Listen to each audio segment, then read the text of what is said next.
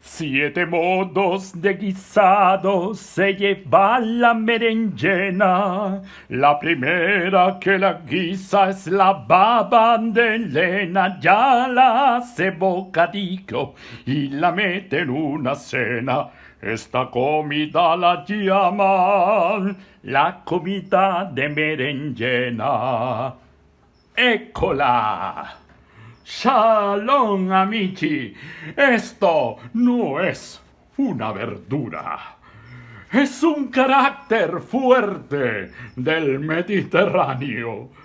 En mi familia decimos no hay berenjena amarga. Hay berenjena ofendida. Mi baba da Bulgaria, la matriarca. ¡Ay, Dios! Ella podía desamargar lo que fuera, berenjenas y hasta tíos rencorosos en bodas familiares.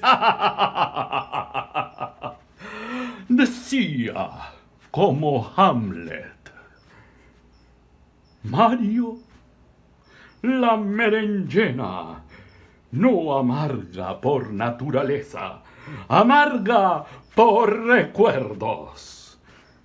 Procedimiento. Paso 1. Se corta. ¡Zas! ¡Zas! ¡Zas! Paso 2. La sale, non poco, generosamente. Mi baba siempre decía, mejor de más que de menos.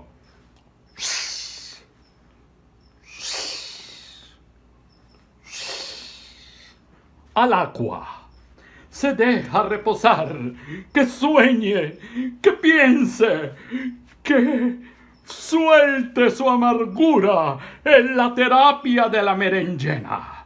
No es el agua, es el pasado.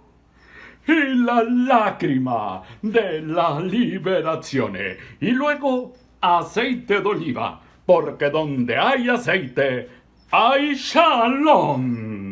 Berenjena sin amargor con aceite es puro amor.